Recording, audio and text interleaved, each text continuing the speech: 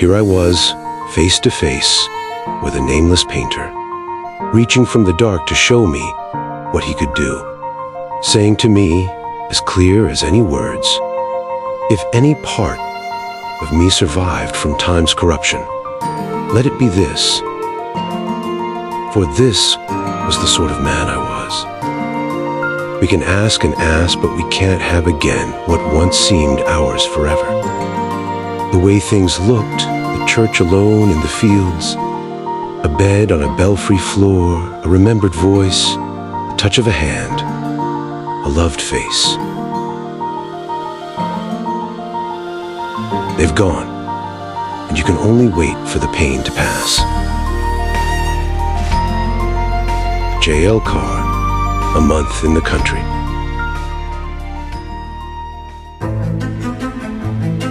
And whatsoever ye do, do it heartily, as to the Lord, and not unto men, knowing that of the Lord ye shall receive the reward of your inheritance. For ye serve the Lord Christ. Colossians 3:23 through 24. Lord, make me to know mine end, and the measure of my days, what it is, that I may know how frail I am. Psalms 39:4.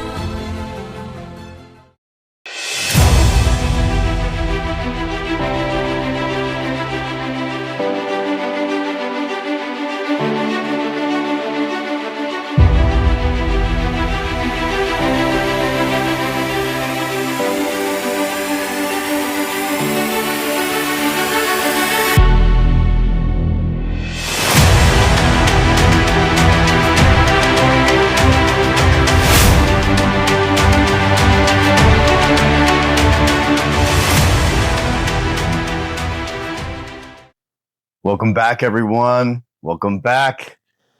Seems like it's been about 7 days since we saw each other last. I've been looking forward to it. I hope you've been looking forward to it. I think most of the literature at the beginning of these videos you're going to have some exposure to. This one's a little bit more obscure. The writer's name is J.L. Carr. He was an English writer, and it is a book about art. It's a book about time, the passage of time, how we spend our lives, and it's a book about restoration.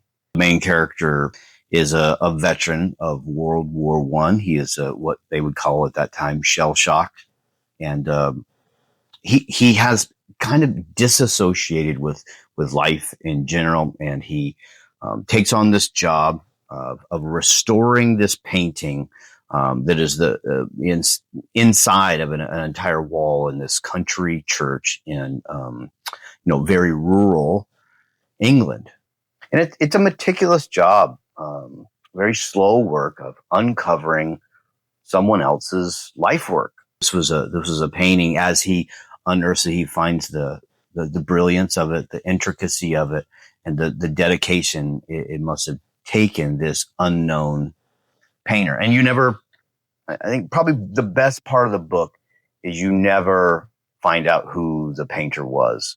It's really about that fact, is that there are things in life that you do with your time that transcend your own name. And the artwork that this unknown painter did affected him deeply. And he was in need of restoration. That's kind of the double entendre of the book. He is restoring this painting, but through the process of seeing someone else's life work that he'll never know, he was being restored. The beauty of this book has such a biblical basis in my reading of it. Everybody has something in them that is creative in its own unique way. I've met in my time many writers, some painters, many singers, musicians, actors, people that make dumb YouTube and Facebook videos. We all have something in us that it demands expression, and I think that fact demands examination. Why is that? Why, as a creation, are you and me kind of innately enabled with this desire to do something. The beauty of this book and the scripture that was referenced with this book at the beginning is the greatest things that we can do in life, the most restoring things that we can do in life are private. I can tell you the things that are restorative to me, the things that give me the most strength are things that are just between God and I. And that this idea that our names will be remembered, in the annals of time on this earth is, how many of us can name our great, great, great grandfathers or grandmothers? I can't. I couldn't pick them out of a lineup. I couldn't tell you anything about their lives. And I don't know them. I only know maybe an echo of what they said and did as it tumbled down through the years. But, through that tumbling to the wayside goes name and recognition. It's really the spirit that kind of follows through time, but the names, they seem to fall away for the vast, vast majority of us. We will not be remembered in that sense. So the great amount of time and effort we put into cultivating things that could be recognized, they should pale in comparison to the time and effort we put into cultivating the things that we do to the Creator who is outside of time. Our beauty, our creativity is not always to be sold on the marketplace.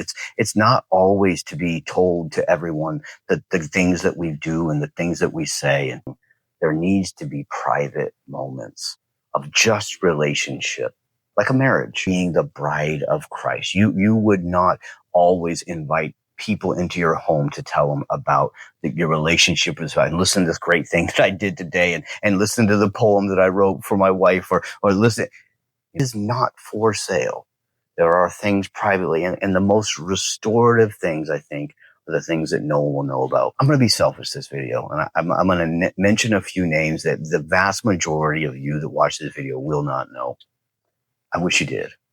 I wish you did, but I'm going to mention some names and maybe a short description of why I want to mention these men's names. And I hope that reverberates with you and people that you have been blessed enough to know in your life. The first one is a man named Frank LaCrosse. And the quick anecdote about him is he was my first real pastor. And he told me a story about when he was being called to the pastorship. He was cresting over a hill in Oregon and, kind of wrestling. Well, what am I supposed to do in life? And he said he looked down on a hill and there was a sunbeam, very picturesque on a flock of sheep there in Oregon. And he said the shepherd that was with those sheep was not on the hillside. He was in the midst of the sheep. And he said, and God spoke to him that day that this is the kind of man I want you to be. This is the kind of pastor I want you to be. I want you among my people. I don't want you elevated on some higher ground. This is the type of man, and they're going to smell bad. They're going to have problems. You're going to have to pick them up when they fall, but this is the calling for you. And I remember him telling me that story when I was a young man and, I'm no longer young, obviously. That he lived it. This man, Frank LaCrosse, lived that life. He was among the people. It was who he was, and his life was a service to God. The next man I'll mention is a man named Paul, and he had a very interesting story. A young man at this time, Paul had a really sordid past, and the past was not too far in the rearview mirror, and he had some chemical issues and some lifestyle. He was still working it out, and there was a work day at the church, and him and I were at the front, and we were working, doing our stuff up in the front, kind of by the altar. And he was a builder. He liked to build things. Builder by trade. He worked with his hands. And I looked over, and he was crying. I said, "Man," and I thought, listen to me. I thought as a young, I'm about to minister to this guy. I am. And I go over and I said, "What's going on?" And he said, I feel a call. And I'm like, "Well, what do you mean?" He goes, "I want to go into a town and where they need an altar built. And I don't want anyone to know my name. I don't want credit." But he starts talking about how perfect he wants to build an altar. how straight this man lit up, and this man needed help. This man he was in dire straits in life.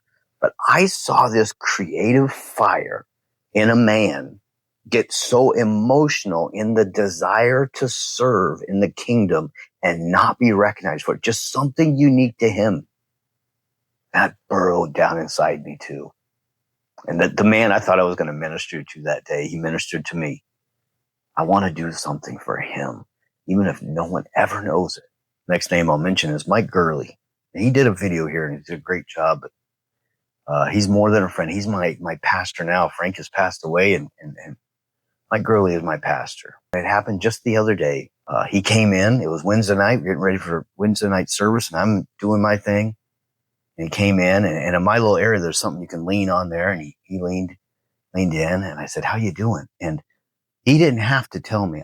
That man had a day, and I have no idea what his day was like. And this is the point I want to tell you. He did not share with me his burdens. I saw it on his face. There is some stuff going on that this man is with the sheep. This man is dealing with the congregation and the rest of life. And I saw it on his face, and I said, "How you doing?" He says, "It's been a day." And I said, "Okay." And he took the time and says, "How are you doing?" And it struck me. I got it. I got it. This is a man who has dedicated himself to more than his outside environment, more than calamities and problems and the trouble and the puzzle of the day. He'll never get credit for it. You don't know him. We won't remember him 100 years from now. But the point of this video is God will. Last guy I'll mention is named Vaughn. Same last name as the last guy. There's something in that family. There's something in that family. And this guy, he is if anybody really examples what I want to try to bring out in this idea of this unknown painter in a month in the country and in a life dedicated to doing something beautiful without signing it. You know, when Tim got everything and saw the true beauty of nothing was missing, no paint, but everything that would testify to greatness was there except a signature. It was unsigned. And that's the best I can say about Vaughn. If you could look at the trail behind him, the amount of work that he does, and with his hands, with his heart, with his sacrifice, you would see a work of art. But you'd find no signature. But it's the private. It's the private things that you can't share with me and I can't share with you. It is a marriage. It is a relationship with God that no one else can know about.